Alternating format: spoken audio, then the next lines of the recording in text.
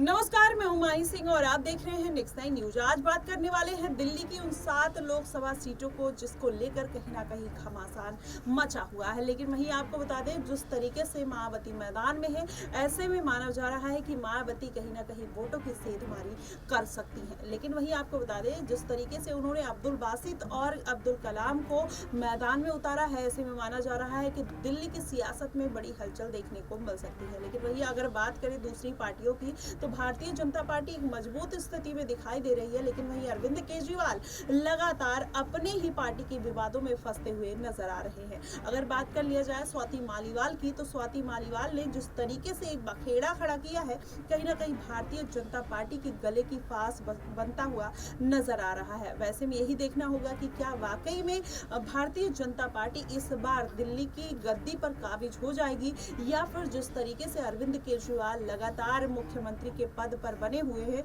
इस बार वो फिर से मुख्यमंत्री की कुर्सी उनके लिए खाली होगी। लेकिन ये जो पूरा माहौल बनता हुआ नजर आया, अरविंद केजरीवाल जेल से बाहर आए हैं, 2 जून को उनको सरेंडर करना है, तो ऐसे में माना यही जा रहा है कि स्वाति मालीवाल का ये जो केस आया है, कहीं ना कहीं अब आम आदमी पार्टी की मुश्किलें और बढ़ाता हुआ नजर आएगा। वहीं स्वाति मालीवाल 30 हजारी कोर्ट में गई, वहां पर उन्होंने FIR दर्ज कराया, विभव कुमार को गिरफ्तार कर लिया गया। तो क्या अब ऐसे में अरविंद केजरीवाल की मुश्किलें कम होंगी या बढ़ती हुई नजर आएंगी, ये बड़ा सवाल खड़ा होता है। और इन्हीं सभी सवालों के साथ अगर देखा जाए, तो कहीं ना कहीं आम आदमी पार्टी दिल्ली में कमजोर होती हुई नजर आ रही है। तो क्या ऐसे में मायावती का साथ लेते हुए अरविंद केजरीवाल नजर आ सकते हैं, या मायावती अरविंद केजरीवाल को सपोर्ट करेंगी?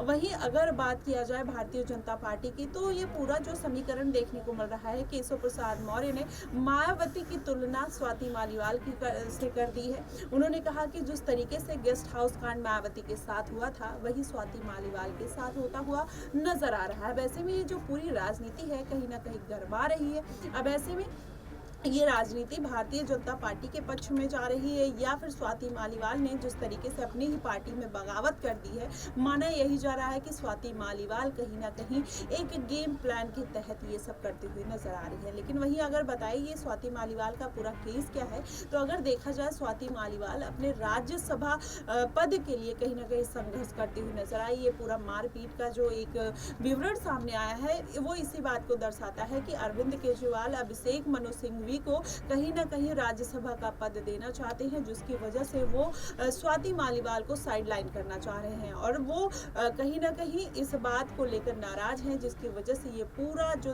तामझाम है वो फैलता हुआ नजर आ रहा है। वैसे में यही देखना होगा कि क्या वाकई में अरविंद केजरीवाल इस केस से बाहर निकलते हैं, या जिस तरीके से विभव कुमार को गिरफ्तार कर लिया गया है, वो उनकी मुश्किलें और बढ़ाता हुआ नजर आएगा। अगर अभिषेक मनु सिंघवी के साथ स्वाति मालीवाल की राज्यसभा की सदस्यता अभिषेक मनु सिंघवी को दे दी जाती है, तो कहीं ना कहीं वो बात साबित हो जाएगी कि स्वाति मालीवाल जो बात कह रही थी कि उनके साथ मारपीट हुआ है, वो सही है। क्योंकि अभी इसमें अलग अलग तरीके के एस्पेक्ट्स देखने को मिल रहे हैं। कोई अरविंद केजरीवाल को गलत ठहरा रहा है, कोई स्वाति मालीवाल को गलत ठहरा रहा है, कहीं भी कोई बीजेपी को गलत ठहराता हुआ नजर आ रहा है। लेकिन इन सब में अगर पूरा पहलू देखा जाए, तो मायावती एक सेफ साइड में है। अब ऐसे में वो किसके पक्ष में जाते हुए दिखाई देंगी, आने वाले दिन में पता चल जाएगा। फिलहाल आपकी इस पे क्या प्रतिक्रिया बनेगी कि कौन सही है कौन गलत, आप हमें कमेंट बॉक्स में जरूर बताएगा। फिलहाल के लिए बस इतना ही। देश और दुनिया की तमाम खबरों के लिए हमारे साथ बने रहिए।